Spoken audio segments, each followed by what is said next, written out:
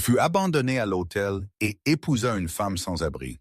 Ce qui arrive ensuite vous choquera. Nathan Blackwood sentit son monde entier s'effondrer sous ses pieds, alors que Veronica Sterling fit irruption par les portes de la cathédrale Saint-Patrick, non pas dans sa robe de mariée, mais en vêtements de voyage, et s'arrêta juste avant l'hôtel. Où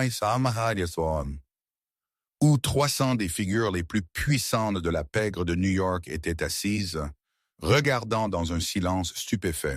« Je ne peux pas faire ça », annonça-t-elle, sa voix résonnant à travers l'espace sacré.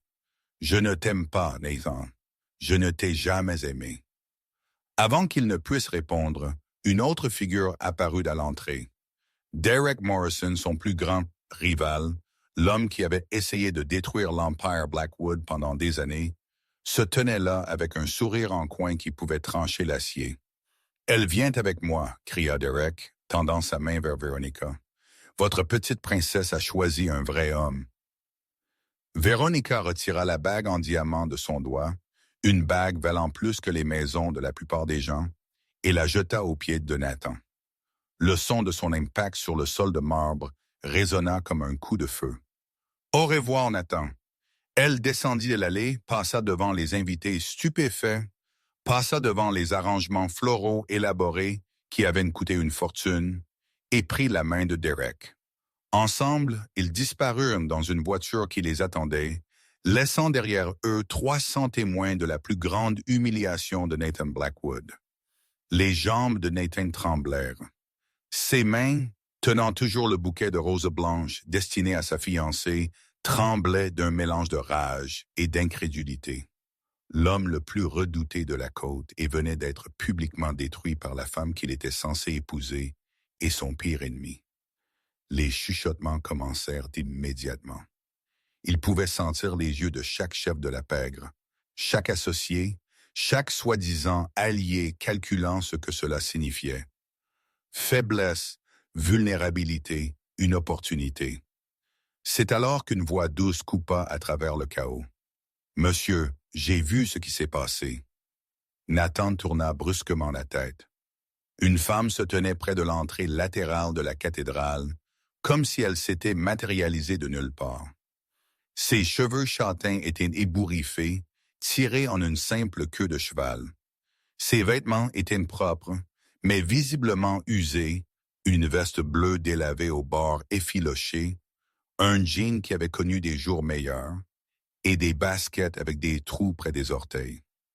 Elle portait un petit sac à dos qui semblait contenir tout ce qu'elle possédait. Mais ses yeux, d'un vert profond et remplis d'une tristesse ancienne, contenaient quelque chose qu'il ne pouvait expliquer. Force, compassion, compréhension. Personne ne devrait être seul dans un moment comme celui-ci, dit-elle doucement, tendant sa main vers lui. Nathan la regarda, ne comprenant pas. « Qui êtes-vous? » « Je m'appelle Olivia.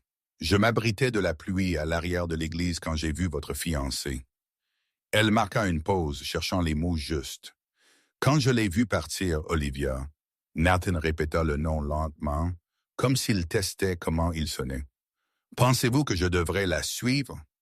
Seul vous pouvez décider cela, mais je peux rester ici avec vous jusqu'à ce que vous trouviez ce que vous voulez faire. Personne ne devrait faire face à quelque chose comme ça seul. » Nathan sentit quelque chose d'étrange remuer dans sa poitrine. Ce n'était pas l'amour. Ce n'était pas la passion. C'était le sentiment d'être compris, comme si cette femme savait exactement ce qu'il vivait sans avoir besoin d'explication. Il regarda autour de lui les invités, des seigneurs du crime ajustant leurs costumes coûteux, leurs femmes serrant des sacs à main de créateurs, tous déjà en train de commérer sur sa chute.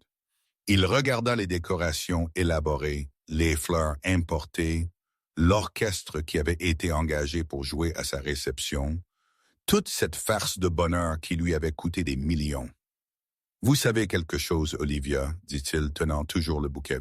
« Veronica m'a laissé ici devant tout le monde. Elle m'a humilié de la pire manière possible avec mon plus grand ennemi, pas moins. » Puis soudain, Nathan se tourna vers le prêtre. « Père Thomas, Si je décidais d'épouser cette femme ici même, maintenant, serait-ce possible? Les murmures des invités explosèrent instantanément.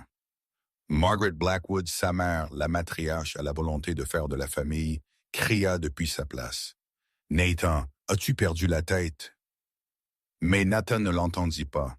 Ses yeux étaient fixés sur Olivia. « Olivia, êtes-vous mariée?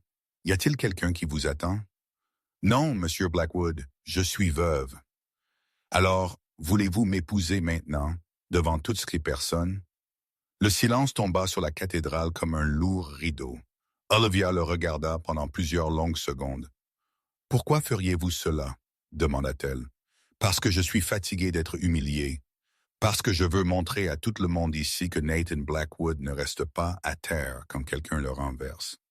Et parce que, il marqua une pause, cherchant ses mots, parce que vous êtes les seules personnes dans cette église qui se souciaient de ce que je ressentais. » Olivia regarda autour d'elle, les yeux fixés sur elle, les costumes coûteux et les robes de créateur, les bijoux qui coûtaient plus que tout ce qu'elle avait jamais vu dans sa vie, puis baissa les yeux sur ses propres vêtements simples et usés. « Monsieur Blackwood, êtes-vous sûr? Je ne suis rien comme ces gens ici. Je n'ai pas d'argent, pas de famille puissante, rien à vous offrir. Et moi si, il rit amèrement. J'ai de l'argent, j'ai un empire, j'ai un manoir, mais aujourd'hui, j'ai découvert que je n'ai pas l'amour de la femme que j'allais épouser. Alors, peut-être est-il temps d'essayer quelque chose de différent. » Olivia fut silencieuse pendant quelques secondes de plus, puis, surprenant tout le monde, y compris elle-même, elle répondit « J'accepte. » Personne dans cette cathédrale ne savait que cette décision folle changerait non seulement la vie de Nathan Blackwood, mais aussi toute la pègre pour toujours. Si vous êtes accrochés et voulez savoir ce qui se passe ensuite, écrasez ce bouton « J'aime » et abonnez-vous pour ne jamais manquer une histoire. Partagez ceci avec quelqu'un qui aime les histoires d'amour inattendues. Au moment où ces deux mots quittèrent les lèvres d'Olivia, toute l'église sembla détonner. Margaret Blackwood, la femme la plus puissante de la famille, roula soudain les yeux en arrière et s'effondra sur le banc. Deux femmes assises à côté d'elle se précipitèrent pour la rattraper, alors que des cris éclataient de toutes les directions. Les chefs de la mafia commencèrent à murmurer entre eux, les têtes se penchant les unes vers les autres, les yeux échangeant des regards calculés. Quelques hommes se levèrent et partirent comme s'ils ne voulaient pas être témoins d'une seconde de plus de cette folie. Les flashs des appareils photo continuaient à clignoter, les téléphones levés haut pour enregistrer sous tous les angles. Ce serait la rumeur la plus chaude de la pègre pour les années à venir. James Sullivan, le garde du corps le plus loyal de Nathan, se déplaça rapidement aux côtés de son patron. Son visage était tendu, sa voix baissée afin que seuls les deux puissent entendre. « Monsieur, êtes-vous sûr de cela? » Nathan se tourna vers James avec un regard dur comme l'acier. « Je n'ai jamais été plus sûr. Faites que cela arrive. » James hocha la tête avec une précision professionnelle, puis signala à l'équipe de sécurité. En quelques secondes, des hommes en costume noir se placèrent dans des positions stratégiques, contrôlant les entrées, empêchant quiconque de partir ou de causer des problèmes. Père Thomas se tenait là, visiblement ébranlé. En 40 ans en tant que prêtre, il n'avait jamais fait face à rien de tel, mais il savait aussi exactement qui était Nathan Blackwood, et refuser n'était pas une option. « Mon fils, si vous souhaitez vraiment procéder, j'aurai besoin de l'identification de cette jeune femme. » Olivia l'entendit. Elle se baissa et ouvrit son petit sac à dos usé. Tous les yeux dans l'église se fixèrent sur elle alors qu'elle fouillait à l'intérieur. Puis elle sortit un sac en plastique transparent. À l'intérieur se trouvaient des papiers pliés proprement, protégés avec un soin presque obsessionnel.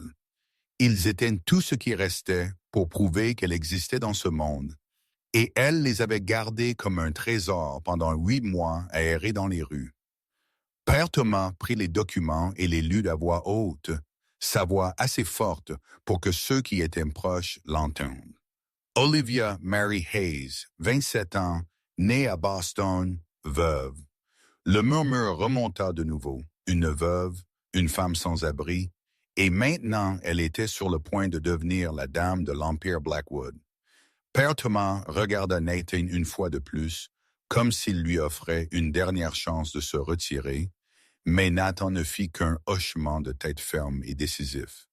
Le mariage commença dans une atmosphère si tendue qu'elle en devenait suffocante. Père Thomas récita les prières familières, mais sa voix tremblait sous la pure anormalité de tout cela. Quand ce fut le moment des vœux, Nathan se tourna vers Olivia. Pour la première fois, il la regarda vraiment dans les yeux. « Je promets que je vous traiterai avec le respect que tout être humain mérite. » Pas un vœu d'amour éternel, pas une promesse de bonheur éternel, seulement le respect. Mais pour Olivia, que la vie avait broyée dans la boue noire pendant les 2 dernières années, cela valait plus que n'importe quelle jolie promesse ornée. Elle regarda Nathan, sa voix petite mais claire.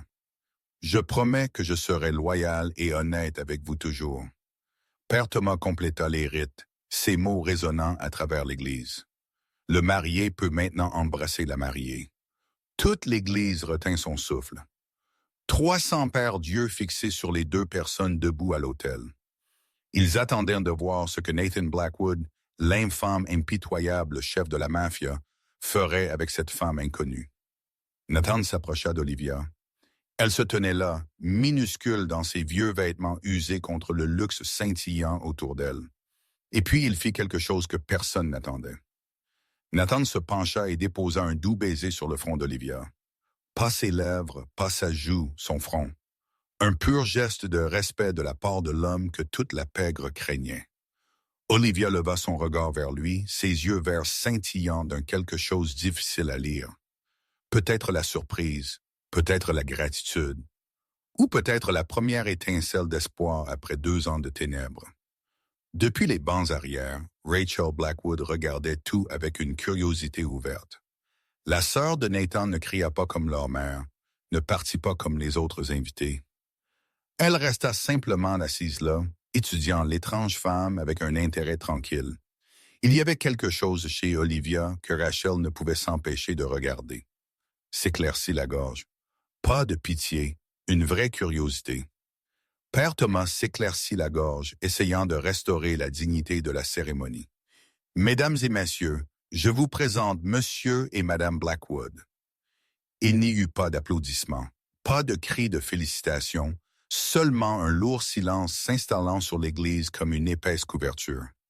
Nathan prit la main d'Olivia et se tourna pour faire face aux invités. Son visage ne montrait aucune émotion, mais ses yeux balayaient chaque personne comme un défi à quiconque osait parler. Personne ne le fit. Et juste comme cela, Olivia Hayes, une femme sans abri qui était entrée dans une église pour échapper à la pluie, en sortit comme la dame de l'un des empires mafieux les plus puissants de la côte est des États-Unis. La limousine noire brillante glissa doucement à travers les rues de New York, emmenant Nathan et Olivia loin de la cathédrale Saint-Patrick. À l'intérieur de la voiture, le silence était si tendu qu'on aurait dit qu'il pouvait être coupé avec un couteau. Nathan était assis d'un côté, les yeux fixés sur la fenêtre, son visage sculpté dans la pierre, pas une trace d'émotion ne perçant. Olivia se recroquevilla dans le coin opposé, les 2 bras serrés autour de son vieux sac à dos, comme si c'était la seule chose qui l'ancrait à la réalité. Elle n'osa pas regarder Nathan. S'éclaircit la gorge, n'osa pas parler. Elle regardait seulement la ville défiler au-delà de la vitre et se demandait ce qu'elle venait de faire. Après presque 1 heure sur la route, la voiture tourna sur une allée privée à Long Island. Un portail en fer de plus de 3 mètres de haut commença à s'ouvrir lentement. Des caméras de sécurité suivant le véhicule sous tous les angles. Une route de gravier blanc s'étendait devant comme si elle ne finirait jamais, bordée des 2 côtés d'arbres anciens taillés dans un ordre impeccable. Puis le domaine Blackwood apparut, et Olivia essaya de garder son sang-froid, mais ne put empêcher ses yeux de s'écarquiller sous le choc. C'était un château gothique avec des flèches aiguës atteignant le ciel et des centaines de fenêtres scintillantes sous les lumières. La voiture s'arrêta à l'entrée principale. Nathan sortit le premier, ne se retournant pas pour l'attendre. Olivia ouvrit sa propre porte et suivit, les talons usés de ses chaussures faisant un bruit déplacé contre les marches de marbre blanc immaculé. Au moment où elle entra, elle dut ravaler un halètement. Le grand foyer était aussi vaste qu'un hôtel 5 étoiles, avec des plafonds imposants et un énorme lustre en cristal déversant une lumière scintillante sur l'espace. Le sol de marbre noir et blanc brillait si fort qu'il aurait pu être un miroir. Des tableaux coûteux ornaient les murs, et des arrangements élaborés de fleurs fraîches reposaient sur des tables faites de bois précieux. Olivia baissa les yeux sur ses chaussures déchirées posées sur cette pierre polie et se sentit soudain comme une tache au milieu d'un palais. Nathan ne dit rien. Il lui fit seulement signe de le suivre. Ils montèrent un large escalier couvert de tapis rouges, passèrent par de longs couloirs bordés d'innombrables portes closes. Finalement, Nathan s'arrêta devant une porte dans l'aile est du domaine. Il l'ouvrit et s'écarta. « C'est votre chambre. Je suis dans l'aile ouest. Vous n'avez pas à faire quoi que ce soit que vous ne voulez pas. » Sa voix était froide, distante. Ce mariage n'est que sur le papier, rien de plus. Olivia entra et dut de nouveau cacher son étonnement. La pièce était 10 fois plus grande que la misérable chambre louée où elle avait vécu avant de tout perdre. Un lit king-size était au centre, habillé de draps de soie blanche immaculée, une salle de bain privée avec une baignoire en marbre et des robinets de douche plaqués or, un balcon donnant sur de vastes jardins avec une fontaine et des parterres de fleurs entretenus avec un soin méticuleux. Nathan sortit une carte bancaire noire de sa poche et la lui tendit.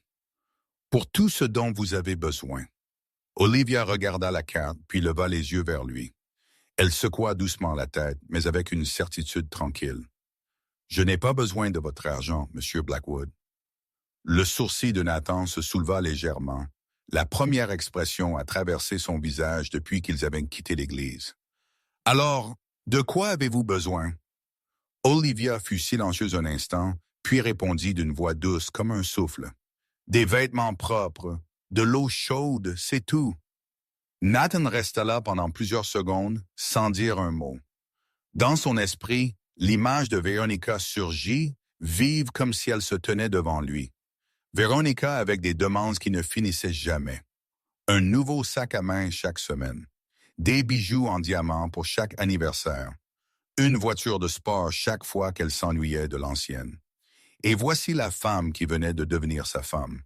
Une femme qui aurait pu demander n'importe quoi, ne demandant que des vêtements propres et de l'eau chaude. Nathan fit un court hochement de tête, puis se retourna et sortit.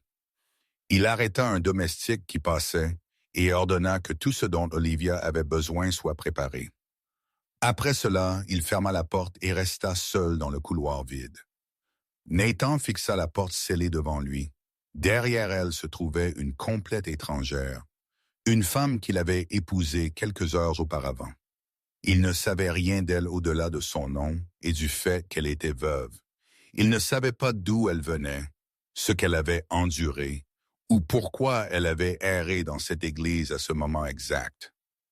Pour la première fois de sa vie, Nathan Blackwood, l'homme qui avait toujours été certain de chaque décision qu'il prenait, commença à se demander s'il avait fait la bonne chose ou la mauvaise. À 8 heures le lendemain matin, Olivia se réveilla dans la pièce inconnue et eut besoin de quelques secondes pour se souvenir où elle était. La lumière du soleil se glissa à travers les rideaux, tombant sur le lit de soie où elle avait dormi comme une morte après des mois, à ne connaître que des bancs de parc et les froids sols de pierre des églises. Sur la chaise à côté du lit, quelqu'un avait déjà disposé un ensemble de nouveaux vêtements. Pas une robe de bal, pas des étiquettes de créateurs coûteuses, juste une simple chemise blanche boutonnée et un pantalon beige. Olivia se changea, attacha ses cheveux proprement en arrière et s'étudia dans le miroir, un visage nu sans maquillage, la peau devenue pâle après des jours sans assez de nourriture, les yeux toujours marqués par les cernes sombres de trop de nuits blanches. Elle prit une profonde inspiration, puis sortit, cherchant le chemin vers la salle à manger. Quand elle arriva, Olivia s'arrêta dans l'embrasure de la porte et hésita. À l'intérieur, Margaret Blackwood était déjà assise là, seule, comme si elle avait attendu ce moment précis. Elle s'était complètement remise de son évanouissement d'hier, et il était clair que sa colère était plus forte que jamais. Son regard glacial transperça Olivia, comme si elle était une intruse, une menace qui devait être éliminée immédiatement. « Asseyez-vous, nous devons parler. » La voix de Margaret n'était pas une invitation, c'était un ordre. Olivia déglutit difficilement, puis entra et prit la chaise en face de sa belle-mère. Elle garda son dos droit et essaya de ne pas laisser la peur transparaître sur son visage. Margaret posa sa tasse de thé, la porcelaine claquant contre la soucoupe, avec un son sec et net. « Qui êtes-vous? Que voulez-vous de mon fils? » Olivia commença à répondre, mais Margaret continua, son ton épais de mépris. « Combien pour que vous disparaissiez? 100 000? 500 000? Dites le chiffre et j'écrirai le chèque maintenant. » Olivia rencontra les yeux de Margaret sans ciller. « Madame Blackwood, je ne veux pas d'argent. » Margaret eut un rire sec. « Ils disent tout ça. »« Je n'ai pas demandé ce mariage, » dit Olivia, sa voix étrangement stable. « Votre fils m'a proposé. J'ai seulement accepté. Si Nathan veut que je parte, je partirai immédiatement. Je n'ai rien à perdre. » Margaret plissa les yeux, son regard devenant plus dangereux. « Rien à perdre? C'est exactement pourquoi vous êtes dangereuse. Les femmes comme vous veulent toujours quelque chose. Peut-être pas aujourd'hui, peut-être pas demain, mais il viendra un moment où vous commencerez à exiger, et alors vous utiliserez cette position pour saigner ma famille jusqu'à l'os. » Olivia ne parla pas. Elle resta simplement assise là et l'endura. Elle était habituée à cela, habituée à être jugée, méprisée, traitée comme la poubelle de la société. Mais avant que Margaret ne puisse dire autre chose, une voix vint de l'entrée de la salle à manger. « Mère, ça suffit. » Nathan entra, son visage froid comme la glace. Il avait clairement été debout là assez longtemps pour tout entendre. Margaret se tourna vers son fils, l'incrédulité sur tous ses traits. « Nathan, la défends-tu? Tu ne sais même pas qui elle est. »« C'est ma femme, » dit Nathan, sa voix inébranlable. « Et vous la traiterez avec respect. »« Votre femme? » Margaret se leva d'un bond, la chaise raclant le sol de pierre. « C'est une vagabonde que tu as ramassée dans la rue. Tu as fait de toute la pègre une risée. Sais-tu combien d'appels téléphoniques j'ai reçus la nuit dernière? Ils se moquent de la famille Blackwood. »« Laissez-les rire, » répondit Nathan froidement. « Je m'en fiche. » Margaret regarda son fils avec déception et fureur entrelacées. « Tu le regretteras, Nathan. Souviens-toi de ce que je te dis. » Puis elle se retourna et sortit, ses talons hauts frappant le marbre en coups nets et tranchants, jusqu'à ce qu'elle disparaisse de la vue. La pièce s'enfonça dans un silence tendu. Nathan regarda Olivia un instant, comme s'il voulait dire quelque chose, mais ensuite il ne fit qu'un court hochement de tête et s'éloigna dans l'autre direction. Olivia resta là seule, son cœur battant encore fort à cause de la confrontation. À ce moment-là, une autre voix, s'éclaircit la gorge, arriva de l'embrasure de la porte. Eh bien, ce fut une matinée intéressante. Olivia se retourna et vit une jeune femme appuyée contre le chambranle. Elle avait de longs cheveux noirs brillants et les mêmes yeux bleus que Nathan, mais le sourire sur sa bouche était entièrement différent, plus chaud, plus malicieux. « Je suis Rachel, la sœur de Nathan. » La jeune femme entra et s'assit sur la chaise que Margaret venait d'abandonner. « Je suis désolé pour ma mère. Elle essaye seulement de protéger mon frère à sa manière. » Olivia fit un petit hochement de tête. « Je comprends. N'importe quelle mère le ferait. » Rachel inclina la tête, étudiant Olivia avec une curiosité ouverte. Pas le mépris dans le regard de Margaret, mais une vraie curiosité, comme si elle essayait de résoudre un puzzle compliqué. « Qui êtes-vous vraiment? » demanda Rachel doucement. Olivia regarda la jeune femme et pour la première fois depuis son arrivée ici, elle sentit qu'elle pouvait dire la vérité. Je suis quelqu'un qui n'a plus rien à perdre. Rachel se tut. Elle comprit que ces mots n'étaient pas une menace ou une déclaration de guerre. Ils étaient la douleur. Une vraie douleur de quelqu'un qui avait touché le fond de l'abîme et n'avait plus rien à craindre. Olivia se leva et quitta discrètement la salle à manger. Rachel regarda sa silhouette mince disparaître par l'embrasure de la porte, puis se murmura « Il y a quelque chose chez elle, quelque chose qui est brisé, tout comme mon frère. » 3 jours après le mariage, la nouvelle que Nathan Blackwood avait épousé une femme sans abri se répandit dans la pègre comme une traînée de poudre. Dans son bureau privé au domaine, Nathan était assis derrière un bureau massif en chêne, son visage froid comme la glace, alors qu'il écoutait les rapports de ses associés les plus proches. James Sullivan se tenait devant lui, tenant un téléphone qui affichait un flot de messages et d'appels manqués. « Monsieur, la nouvelle est partout. Chaque grande famille en parle, » dit James, sa voix essayant de rester calme, mais l'inquiétude transparaissant toujours. Derek Morrison dit à tout le monde « Vous avez perdu la tête. » Il appelle les autres familles à s'unir contre Blackwood. Nathan ne parla pas. Il ne faisait que taper ses doigts à un rythme régulier contre le plateau de la table. Victor Reyes, le directeur financier de la famille, s'avança avec un regard calculateur. « Monsieur, peut-être qu'un divorce rapide sauverait notre réputation. Nous pouvons la payer, lui faire signer un accord de non-divulgation.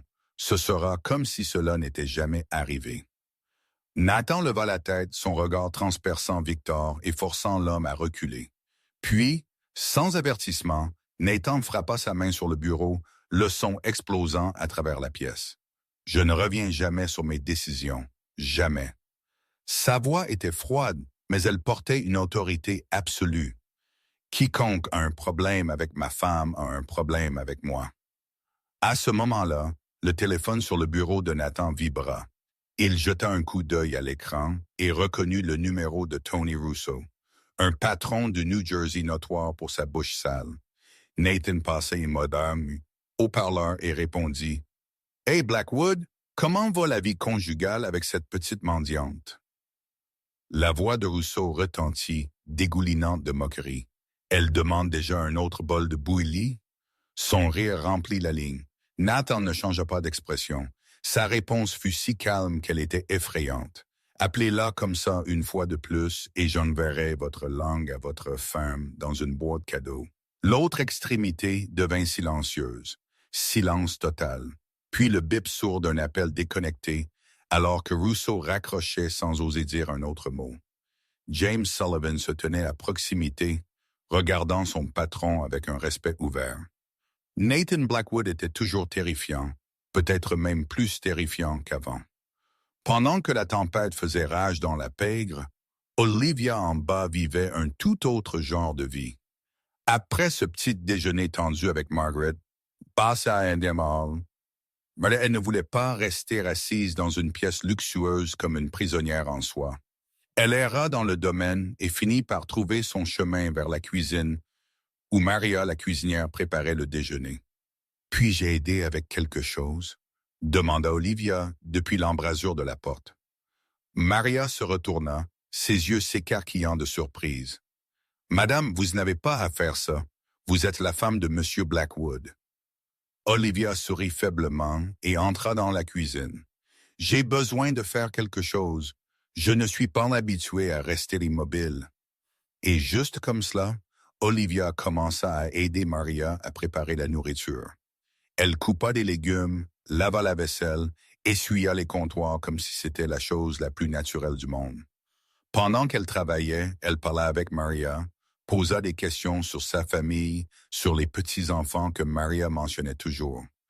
Olivia se souvenait du nom de chaque domestique qu'elle rencontrait, s'enquérait d'eux avec une attention sincère, non par devoir, mais parce qu'elle voulait vraiment savoir. Pour Olivia, ce n'étaient pas des domestiques, c'étaient des personnes.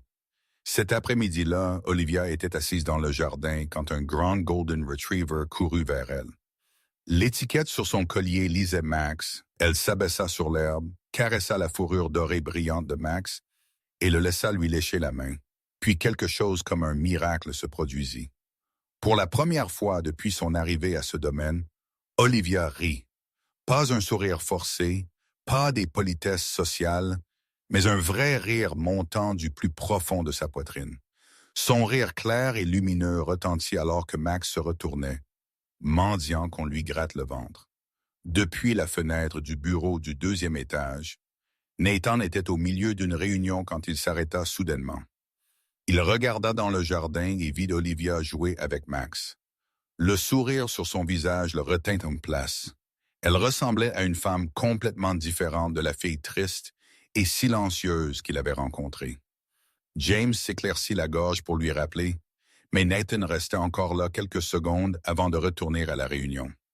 Cette nuit-là, Maria vint voir Nathan dans son bureau. « Monsieur, j'ai besoin de vous dire quelque chose à propos de la nouvelle Madame Blackwood. » Nathan leva les yeux, attendant. « Elle est complètement différente de Veronica, dit Maria.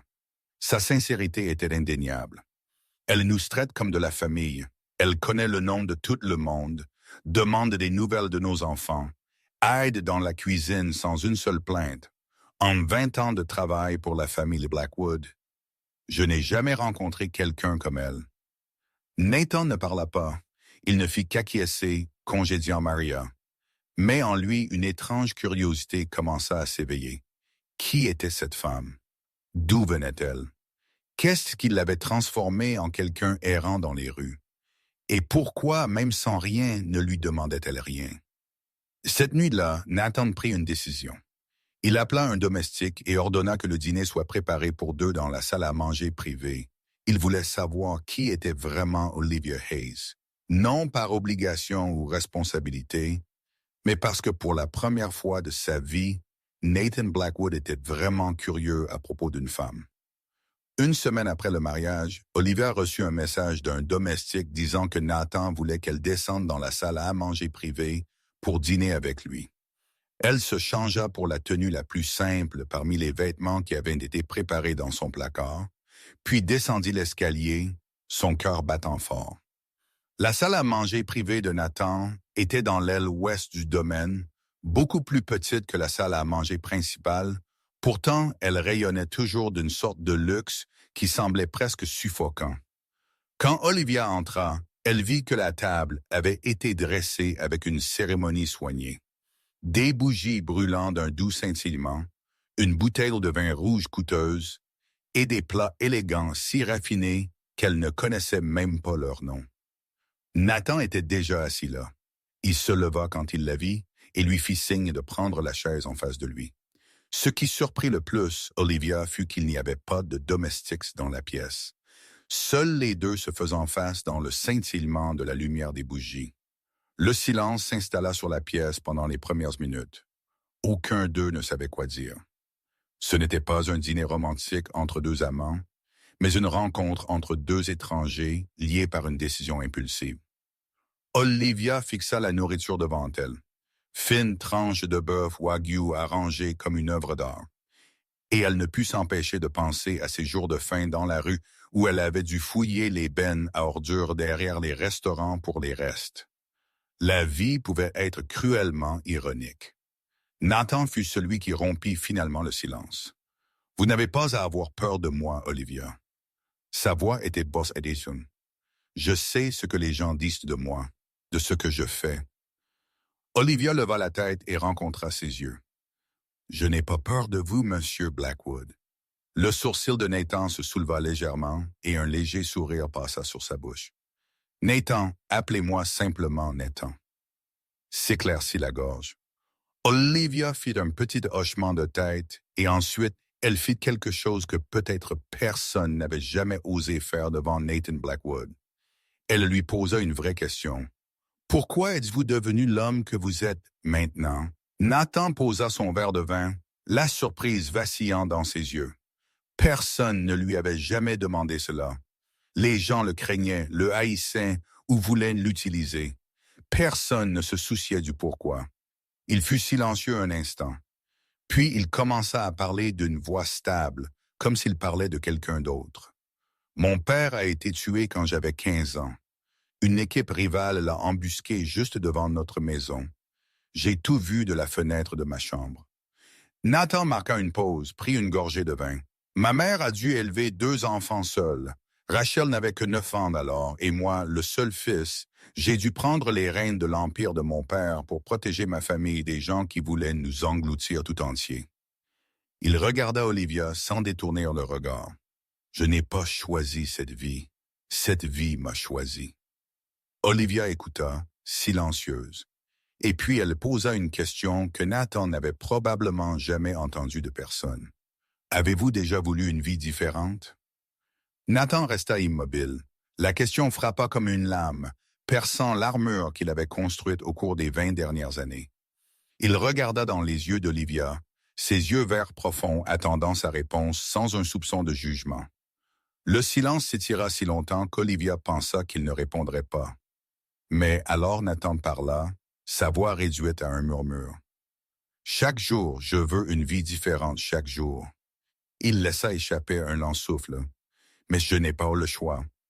Olivia posa ses baguettes et dit doucement, « Tout le monde a un choix. C'est juste que parfois le prix est trop élevé. » Nathan la regarda comme s'il la voyait pour la première fois. Non plus la femme sans abri qu'elle avait épousée sur une impulsion. Devant lui était assise quelqu'un qui pouvait le comprendre, quelqu'un qui avait vu l'obscurité dans sa vie et ne tremblait pas. « Et vous? » demanda Nathan en retour. « Qui étiez-vous avant? » Avant tout cela, Olivia baissa la tête, ses mains se serrant autour de sa serviette. Quelques secondes passèrent avant qu'elle ne réponde, sa voix si basse que Nathan dut se pencher pour l'entendre. « J'étais institutrice, une institutrice d'école primaire à Boston. » Elle marqua une pause, déglutissant difficilement. « J'avais une vie, une famille, et puis j'ai tout perdu. » Elle ne donna pas de détails. Ses yeux brillaient de larmes, mais elle les repoussa. La blessure était clairement encore trop fraîche, trop douloureuse à toucher. Nathan ne poussa pas. Il ne fit qu'un léger hochement de tête et dit « Quand vous serez prête à me le dire, j'écouterai. » Olivia leva les yeux, surprise par la douceur de sa voix. Elle avait tellement entendu parler de Nathan Blackwood, le chef de la mafia impitoyable, le tueur de sang-froid. Mais l'homme assis devant elle maintenant était quelqu'un d'entièrement différent. Le dîner continua en silence, mais ce n'était plus le silence tendu du début. C'était le silence confortable de 2 personnes qui n'avaient pas besoin de mots pour se comprendre. Quand le repas fut terminé, Nathan se leva et raccompagna Olivia à la porte de la salle à manger. Il la regarda disparaître dans le couloir et pour la première fois depuis de nombreuses années, Nathan Blackwood ne se sentit pas seul en étant assis avec quelqu'un. 1 mois après le mariage, la plus grande tempête de l'année frappa Long Island. Le tonnerre et les éclairs déchirèrent le ciel noir de jets en rafales incessantes, le vent hurlant par vagues comme un démon criant juste au-delà de la fenêtre. La pluie tombait à verse, martelant la vitre comme si elle voulait tout briser. Nathan ne pouvait pas dormir. Il se tenait près de la fenêtre de son bureau, un verre de whisky à la main qui était vide depuis longtemps, et il ne se donna pas la peine d'en verser davantage. Les nuits comme celle-ci le ramenaient toujours à la nuit où son père avait été tué sous une tempête exactement pareille. Puis il entendit un autre son se mêlant au hurlement du vent. Des pleurs, des sanglots rauques et étouffés flottant de l'aile et du domaine où se trouvait la chambre d'Olivia. Nathan hésita. Il n'était pas habitué à consoler qui que ce soit. Il ne savait pas quoi dire ni quoi faire quand une femme pleurait, mais ses pieds se dirigeaient quand même presque d'eux-mêmes vers le son. Alors qu'il s'approchait de la chambre d'Olivia, les sanglots devinrent plus clairs. Ce n'étaient pas des pleurs ordinaires. C'était le son de quelqu'un se noyant dans le type de douleur le plus profond. Nathan frappa doucement. « Olivia, allez-vous bien? » Il n'y eut pas de réponse, seulement les sanglots qui ne s'arrêtaient pas. Nathan resta là quelques secondes, puis décida de pousser la porte et d'entrer. La pièce était complètement sombre. Seul le flash occasionnel de la foudre à travers la fenêtre éclairant l'espace pour un battement de cœur à la fois. Et dans cette lumière vacillante, Nathan vit Olivia.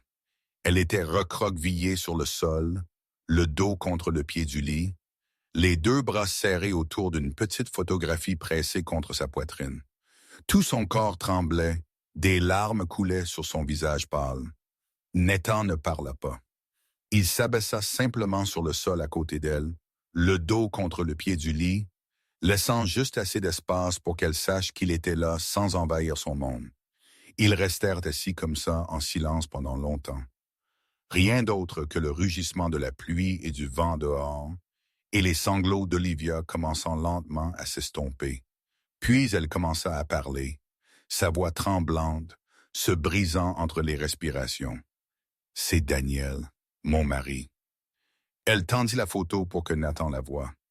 Dans un éclair, il aperçut l'image d'une Olivia complètement différente, souriant joyeusement, à côté d'un jeune homme et d'une toute petite fille aux boucles châtains. Et Emily, ma fille, la voix d'Olivia se brisa. Elle n'avait que 3 ans, seulement 3. Nathan écouta sans interrompre. Il y a 2 ans, le jour où Emily a eu 3 ans, Olivia continua, ses yeux fixant le vide comme si elle le revivait. Nous conduisions pour célébrer. Emily était sur la banquette arrière, serrant le nouvel ours en peluche que Daniel lui avait acheté. Elle n'arrêtait pas de demander quand nous arriverions. Elle s'arrêta, déglutissant difficilement. Puis il y a eu des phares. Je me souviens des phares si brillants, venant droit sur nous. Un camion a grillé le feu rouge, le conducteur ivre. Et puis il y eut l'obscurité. Je ne me souviens de rien après ça. Dehors, le tonnerre roula comme un écho du passé. Quand je me suis réveillé à l'hôpital, ils m'ont dit que Daniel et Emily étaient partis. Instantanément, ils n'ont pas souffert. De nouvelles larmes coulèrent sur son visage. Mais moi si, j'ai souffert tous les jours depuis. Olivia continua à parler d'une voix creuse. Elle avait été à l'hôpital pendant 3 mois avec une blessure à la colonne vertébrale. Après sa sortie, elle ne put pas reprendre l'enseignement parce que la dépression était si grave. Elle n'avait pas de famille car elle était orpheline depuis l'enfance. Elle n'avait pas assez d'argent pour couvrir les factures de l'hôpital ou le loyer. Elle fut expulsée de son appartement, perdit tout.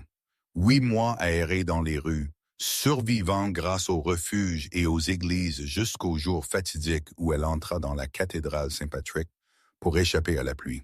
« Je voulais mourir », Olivia murmura, sa voix si petite que Nathan dut se pencher pour l'entendre. « Je voulais être avec eux, s'éclaircir la gorge tous les jours. Je voulais ça. » Elle laissa échapper un rire amer, mais je suis trop lâche pour le faire. Nathan sentit son cœur se serrer comme si quelque chose le refermait. Il avait vu la mort, causé la mort, vécu parmi la violence et le sang pendant 20 ans.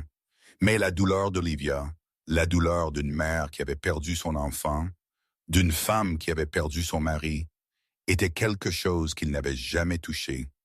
Et puis, sans réfléchir, Nathan fit ce qu'il n'avait jamais fait avec personne. Il prit la main d'Olivia. Sa main était froide comme la glace et tremblait dans la sienne. C'était le premier vrai contact entre eux depuis le baiser sur son front le jour de leur mariage. « Vous n'êtes pas une lâche, Olivia, » dit Nathan, sa voix basse et certaine. « Vous êtes la personne la plus forte que j'ai jamais rencontrée. » Olivia leva la tête pour le regarder, les yeux rouges d'avoir pleuré. « Il faut plus de courage pour vivre que pour mourir. » Nathan continua. « Vous avez choisi de vivre. Même dans la douleur, même dans le désespoir, vous avez quand même choisi de vous réveiller chaque jour et de continuer. Ce n'est pas de la lâcheté, c'est de la bravoure. » Olivia ne parla pas. Elle pleura seulement. Mais cette fois, elle ne retira pas sa main. Elle laissa Nathan la tenir. Laissa la chaleur de sa paume se répandre dans son corps glacé. Ils restèrent ainsi toute la nuit, n'ayant plus besoin de mots, seulement de la présence de l'autre et de la compréhension qui vivait en silence. Quand l'aube vint finalement et que la tempête commença à s'estomper, Olivia s'était endormie, sa tête reposant sur l'épaule de Nathan. Il ne bougea pas. Il n'osa pas bouger, craignant de la réveiller. Il resta simplement assis là, regardant son visage et son sommeil, et réalisa que c'était la première fois en 2 ans qu'Olivia avait pu dormir en paix. 2 mois après le mariage, Nathan reçut une invitation au gala de charité annuel organisé par l'élite de New York. C'était un événement qu'il ne pouvait refuser s'il voulait maintenir son statut dans la société. Et plus important encore, il avait besoin que tout le monde voie que Nathan Blackwood restait solide comme un roc malgré le scandale du mariage. Cela signifiait qu'Olivia devait l'accompagner. Rachel apparut dans la chambre d'Olivia cet après-midi-là avec un sourire malicieux et toute une équipe de maquilleurs la suivant. « Laissez-moi vous aider. Les vautours à cette fête jugeront tout de la tête aux pieds. Nous ne leur donnerons pas une seule chance. » Olivia était sur le point de refuser. Mais Rachel ne lui laissa pas le temps d'ouvrir la bouche. Elle tira Olivia devant le miroir et se mit au travail. Rachel choisit une robe de soirée en soie bleu profond pour Olivia, taillée avec une élégante précision pour s'adapter aux lignes minces de son corps. Le maquillage était léger, destiné seulement à attirer l'attention sur ses yeux verts profonds et sa peau pâle comme l'ivoire. Ses cheveux bruns étaient relevés en un chignon simple et gracieux. Quand Olivia se leva et fit face au miroir, Rachel ne put s'empêcher de s'exclamer « Tu es vraiment belle. Je veux dire, tu es toujours belle, mais maintenant. » Olivia eut un doux sourire, et c'était la première fois que Rachel voyait son vrai sourire. Pas un sourire forcé, pas un sourire poli, mais quelque chose qui venait directement du cœur. Rachel réalisa soudain qu'elle avait commencé à s'attacher à cette femme sans même remarquer quand cela s'était produit. Ce soir-là, la limousine amena Nathan et Olivia à l'Hôtel Plaza où le gala se tenait. Quand les portes s'ouvrirent et qu'ils entrèrent dans la grande salle scintillante, tous les regards se tournèrent vers eux. Des centaines d'invités de la haute société, dans leurs vêtements les plus chers, interrompirent leur conversation et se tournèrent pour fixer le couple qui venait d'arriver. Une vague de chuchotements s'éleva comme une houle. C'est elle, la femme sans abri? Elle n'a pas l'air mal. Gageons que Blackwood a dépensé une fortune pour la transformer en ce pauvre Nathan. De Veronica Sterling à une mendiante. Nathan plaça une main au bas du dos d'Olivia, un geste à la fois protecteur et possessif. Il traversa la foule comme s'il n'entendait pas un mot, son visage froid comme la glace, ses yeux défiant quiconque de le lui dire directement. Olivia garda le menton levé et marcha à ses côtés avec un calme presque surprenant. Elle avait vécu 8 mois dans les rues, avait enduré chaque regard méprisant et chaque mot cruel que le monde pouvait lui jeter. Ses chuchotements n'étaient rien comparés à ce qu'elle avait survécu. Le gala était à mi-chemin quand la chose que Nathan craignait le plus se produisit. Veronica Sterling et Derek Morrison entrèrent dans la grande salle. Veronica portait une superbe robe rouge qui fendait la foule comme une flamme, mais son visage semblait plus épuisé et usé qu'il y a 2 mois. Derek marchait à ses côtés avec un air de possession, sa main serrée autour de son poignet d'une manière que Nathan reconnut instantanément comme du contrôle, pas de l'affection, et Nathan ne manqua pas non plus le petit détail. Le bracelet en diamant scintillant au poignet de Veronica, cachant des bleus en dessous. Quand Olivia s'éloigna pour prendre un verre d'eau, Veronica se dirigea rapidement vers Nathan. « Nathan, j'ai besoin de vous parler, s'il vous plaît. » Sa voix était suppliante, désespérée. « J'ai fait une erreur. Derek n'est pas qui je pensais qu'il était. Il me frappe, Nathan.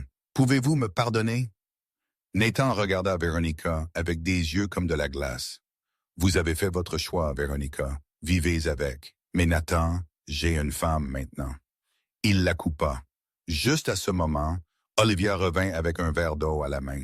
Veronica la dévisagea de haut en bas et le désespoir dans ses yeux se durcit rapidement en colère et en jalousie. « C'est votre femme? » Veronica laissa échapper un rire mince, sa voix assez forte pour que les gens proches l'entendent.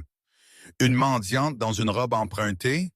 Tu m'as remplacé par une ordure des rues, Nathan? » Toute la salle tomba silencieuse. Tous les regards se tournèrent vers eux.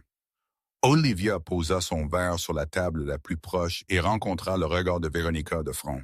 « Au moins, je n'ai pas fui mon propre mariage. » Sa voix était calme, mais tranchante comme une lame, Et je n'ai pas besoin de rabasser les autres pour me sentir mieux avec moi-même. Le visage de Veronica devint blanc. Elle essaya de dire quelque chose, mais Derek était déjà intervenu, lui avait attrapé le bras et l'avait traîné. Mais avant de partir, il se pencha près de l'oreille de Nathan et murmura « Ce n'est pas fini, Blackwood. Votre petite femme est une faiblesse et je vais l'utiliser. » Nathan saisit Derek par le col et le tira près de lui. « Touchez-la et je détruirai tout ce que vous aimez. » Son regard était assez froid pour glacer les os. James Sullivan apparut de quelque part, tirant Nathan en arrière doucement mais fermement. Derek eut un sourire moqueur, ajusta son col et s'éloigna, traînant Veronica avec lui alors qu'elle continuait d'essayer de regarder Nathan avec des yeux suppliants. Sur le chemin du retour dans la limousine, Nathan prit la main d'Olivia. « À partir de maintenant, vous n'irez nulle part sans James ou mes hommes avec vous. Derek est dangereux. » Olivia le regarda et il n'y avait aucune peur dans ses yeux. Elle avait fait face à la mort. Elle avait perdu tout ce qu'elle avait jamais aimé. Derek Morrison n'est pas aussi effrayant que ce qu'elle avait déjà survécu. Mais elle comprit quelque chose tout de même. La vie à partir de maintenant ne serait plus la même. 3 mois après le mariage, le domaine Blackwood était devenu familier à Olivia, de la même manière que la maison qu'elle avait autrefois à Boston l'avait été. Elle connaissait chaque coin de chaque couloir, chaque tableau sur les murs, chaque visage parmi le personnel. Après le déjeuner ce jour-là, Olivia traversa le manoir comme elle le faisait souvent, savourant une rare poche de paix dans une vie qui n'avait été que bouleversement. Elle passa par l'aile ouest où les bureaux étaient alignés côte à côte. En passant devant le bureau de Victor Reyes, le directeur financier de la famille, Olivia remarqua que la porte était légèrement entr'ouverte et le son d'une conversation téléphonique en sortit. Elle était sur le point de continuer à marcher quand elle entendit un nom qui cloua ses pieds au sol. Derek. Olivia retint son souffle, se pressa contre le mur à côté de l'embrasure de la porte et écouta. « Oui, j'ai l'emploi du temps de Blackwood pour la semaine prochaine. » La voix de Victor portait clairement. L'envoi arrivera mardi soir. Il sera à l'entrepôt alors. Derek aura la chance parfaite. Il y eut une pause comme si Victor écoutait la voix à l'autre bout, puis il continua. Et qu'en est-il de mes 30%? Nous avons convenu de 30% de l'Empire après qu'il soit parti. Olivia recula, son cœur battant follement dans sa poitrine. Elle n'appartenait pas à ce monde. Elle ne comprenait pas la mafia ou ses guerres cachées. Elle pouvait faire semblant de n'avoir rien entendu. Elle pouvait retourner dans sa chambre et vivre sa vie en sécurité.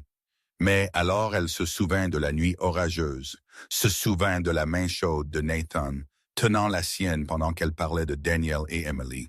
Elle se souvint de l'homme qui lui avait donné une chance de vivre quand elle n'avait plus rien. Olivia ne pouvait pas rester silencieuse. Elle s'éloigna en hâte de l'aile ouest et alla directement au bureau de Nathan. Il était assis derrière son bureau, examinant une pile de papier quand Olivia entra. « Nathan, j'ai besoin de vous dire quelque chose. » Sa voix était urgente à propos de Victor. Nathan leva les yeux et posa son stylo. « Victor, qu'est-ce que c'est? » Olivia répéta tout ce qu'elle avait entendu, chaque phrase, chaque mot. Au moment où elle eut fini, le visage de Nathan s'était assombri, non pas de choc, mais d'incrédulité. « Victor est avec moi depuis 10 ans. » Sa voix se tendit. « Il est de la famille. » « Je sais ce que j'ai entendu, Nathan. » Olivia soutint son regard. « S'il vous plaît, vérifiez juste. » Nathan l'étudia longtemps, cherchant tout signe de mensonge ou de quelque agenda caché. Mais il ne vit que de la sincérité dans ses yeux verts profonds. Il pressa le bouton d'appel sur son bureau. Quelques secondes plus tard, James Sullivan entra. « James, dites à Victor. Chaque mouvement, chaque appel, chaque personne qu'il rencontre. Rapportez-moi directement, » ordonna Nathan, sa voix dure comme l'acier. 2 jours plus tard, James revint avec des preuves qui ne pouvaient être niées. Victor avait transféré 5 millions de dollars à Derek Morrison. Au cours des 3 derniers mois, il avait révélé chaque détail confidentiel. L'emploi du temps de voyage de Nathan, les points faibles du système de sécurité, le nombre d'hommes et d'armes à chaque endroit. Chaque pièce fut documentée, capturée clairement à travers des appels écoutés et des transferts bancaires secrets. Nathan convoqua Victor dans une pièce scellée au sous-sol du domaine. Quand Victor entra et vit James debout près de la porte, il sut que tout s'était écroulé. Mais au lieu de supplier ou de nier, Victor ricana. « Vous pensez qu'épouser une mendiante change quelque chose? » Il cracha sur le sol. « Vous êtes toujours un monstre, Blackwood, et vous mourrez comme un monstre. » Nathan resta là, son visage sans un scintillement d'émotion.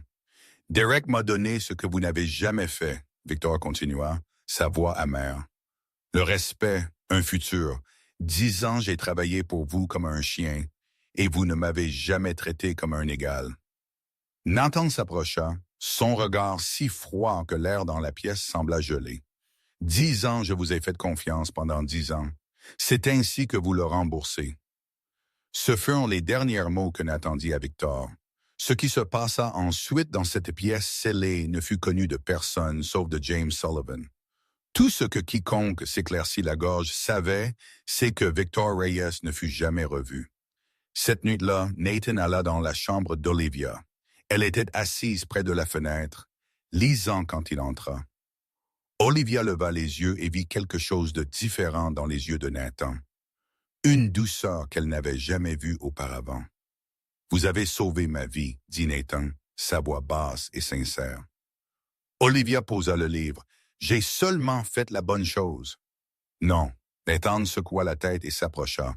« Vous auriez pu rester silencieuse. Vous auriez pu l'ignorer et prétendre n'avoir rien entendu. Vous n'appartenez pas à ce monde.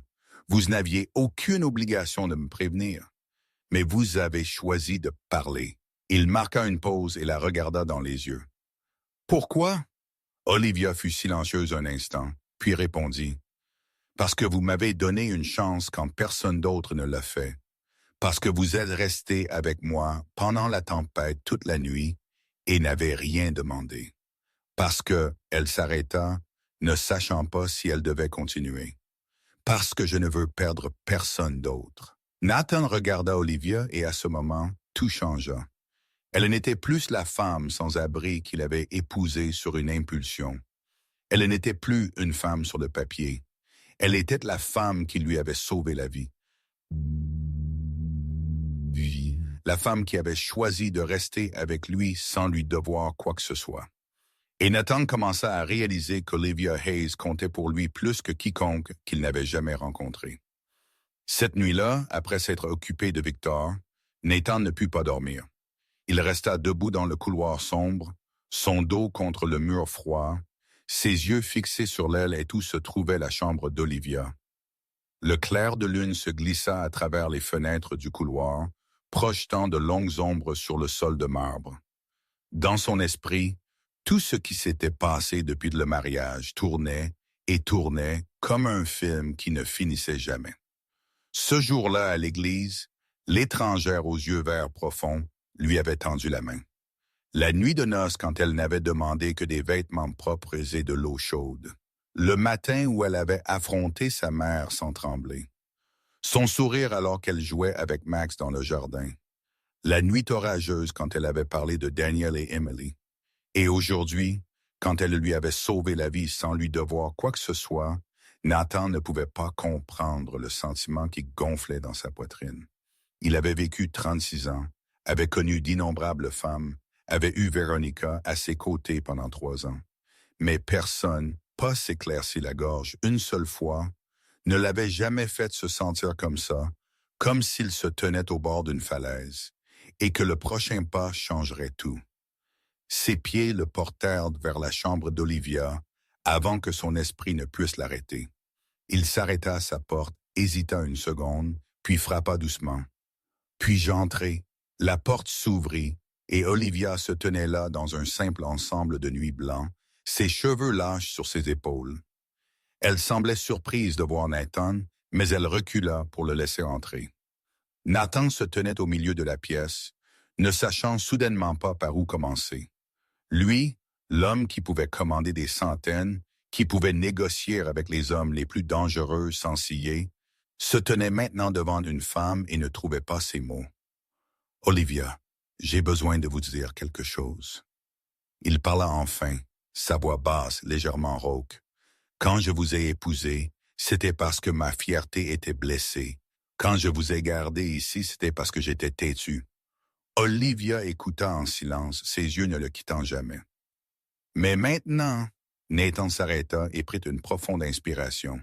« Maintenant, je ne peux pas imaginer ma vie sans vous. » Il s'approcha. « Vous êtes la première personne qui m'a vraiment vu depuis des années. Tous les autres ne voient que le chef de la mafia.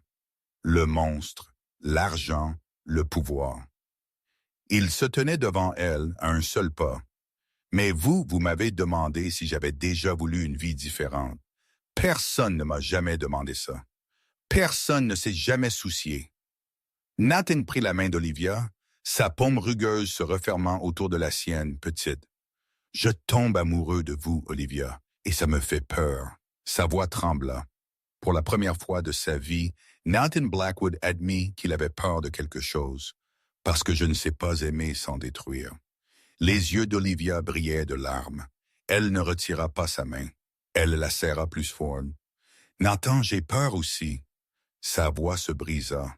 « J'ai aimé une fois, j'ai aimé Daniel de tout ce que j'avais, et je l'ai perdu. » Des larmes commencèrent à glisser sur ses joues. « Je ne sais pas si je peux survivre à la perte de quelqu'un d'autre. » Nathan leva une main et essuya ses larmes. Le toucher si doux qu'il le surprit même.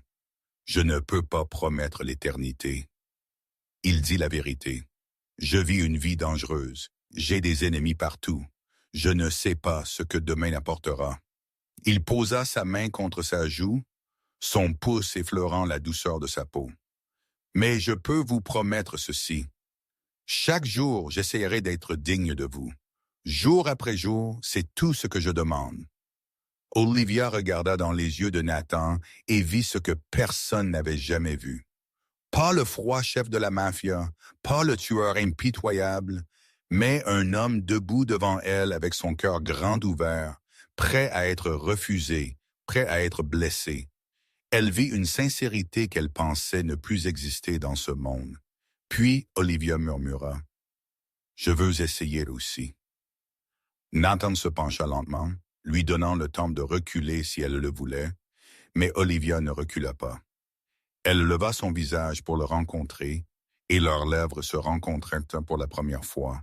Ce n'était pas un baiser possessif ou un élan brûlant de désir. C'était léger comme l'aile d'un papillon, un baiser qui demandait la permission, un baiser qui promettait. Nathan l'embrassa comme si elle était la chose la plus précieuse qu'il ait jamais touchée, comme s'il avait peur qu'elle ne se brise s'il n'était pas assez prudent. Olivia pleura et sourit en même temps, des larmes coulant sur ses joues, tandis que sa bouche se courbait dans le baiser. Elle ne savait pas qu'elle pourrait ressentir cela à nouveau après Daniel. Ne savait pas que son cœur brisé pourrait battre pour quelqu'un d'autre. Mais maintenant, dans les bras de Nathan, elle savait qu'elle s'était trompée. Quand le baiser se termina, Nathan ne partit pas. Il resta dans la chambre d'Olivia cette nuit-là. Ils ne firent rien. Ils ne firent que s'allonger l'un à côté de l'autre sur le grand lit, main dans la main, écoutant l'un l'autre respirer dans l'obscurité tranquille. Pour la première fois en 20 ans, Nathan Blackwood ne se sentit pas seul.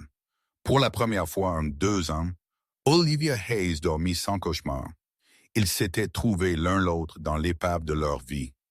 2 âmes brisées qui, d'une manière ou d'une autre, se rendirent entières l'une l'autre. 5 mois après le mariage, la vie de Nathan et Olivia avait complètement changé. Ils n'étaient plus 2 étrangers vivant sous le même toit. Ils étaient devenus mari et femme dans le vrai sens du mot. Nathan commença à rentrer plus tôt, sautant de longues réunions pour pouvoir dîner avec Olivia. Il passa même des week-ends en soir à la maison, quelque chose que James Sullivan disait n'être jamais arrivé en 20 ans, qu'il avait travaillé pour la famille Blackwood. Rachel devint la plus proche amie d'Olivia, la sœur cadette qui se présentait au domaine quand elle en avait envie, juste pour commérer ou emmener Olivia faire du shopping. Margaret gardait toujours ses distances, mais elle ne confrontait plus ouvertement sa belle-fille. Parfois, Nathan surprenait même sa mère regardant secrètement Olivia, avec une expression qu'il ne pouvait pas tout à fait expliquer. Peut-être la curiosité, peut-être une reconnaissance réticente. Un jour, Olivia s'assit à côté de Nathan dans son bureau et fit une demande. Nathan, je veux aller dans un refuge et aider les sans-abri. J'étais eux. Je comprends ce qu'ils vivent. Nathan l'étudia un long moment puis hocha la tête. D'accord, mais James ou mes hommes doivent être avec vous à tout moment. Et ainsi Olivia commença à faire du bénévolat dans un refuge à Manhattan. Là, elle enseigna aux enfants sans-abri comment lire, leur raconta des histoires et joua avec eux les après-midi. Les enfants l'appelaient maîtresse Olivia et se pressaient autour d'elle chaque fois qu'elle apparaissait. Pour la première fois depuis la perte d'Emily, Olivia sentit qu'elle avait une raison de vivre. Elle retrouva la joie d'enseigner. Elle se retrouva elle-même. Nathan vit le changement en elle, la lumière plus vive dans ses yeux, la façon dont elle souriait plus souvent, et il sut qu'il avait pris la bonne décision en la laissant faire cela. Mais le bonheur durait rarement. Cet après-midi-là, Olivia était assise et lisait aux enfants du refuge quand James Sullivan reçut un appel important. Il fit signe à Olivia qu'il devait sortir un instant pour le prendre, et elle hocha la tête en signe de compréhension. James sortit de la pièce, téléphone pressé contre son oreille. Ce fut une erreur fatale. Moins de 2 minutes plus tard, la porte du refuge fut défoncée. 4 hommes vêtus de noir firent éruption, leurs visages cachés derrière des masques. Les enfants hurlèrent de panique et se dispersèrent dans la pièce. Olivia sauta sur ses pieds, l'instinct prenant le dessus, alors qu'elle poussait les enfants derrière elle. Mais ce n'était pas elle qui avait besoin d'être protégée. Elle était la cible. 2 hommes attrapèrent Olivia. L'un lui plaqua une main sur la bouche tandis que l'autre la hissa sur son épaule. Elle lutta, mais ils étaient trop forts. À l'instant avant d'être traînée hors du refuge, Olivia réussit à fouiller dans sa poche, à prendre son téléphone et à envoyer un message. Seulement 2 mots. Aide Derek. Quand James revint en courant, Olivia était partie. Tout ce qui restait était les enfants hurlant et sanglotants et un téléphone gisant brisé sur le sol. Au domaine Blackwood, Nathan était en réunion avec ses associés quand son téléphone vibra. Il était sur le point de l'ignorer, mais quelque chose le força à regarder l'écran. Un message d'Olivia. 2 mots. Aide Derek. Le visage de Nathan devint pâle comme si tout le sang dans son corps s'était transformé en glace. Il se leva d'un bond, sa chaise volant en arrière et s'écrasant contre le mur avec un grand craquement. Tout le monde dehors maintenant.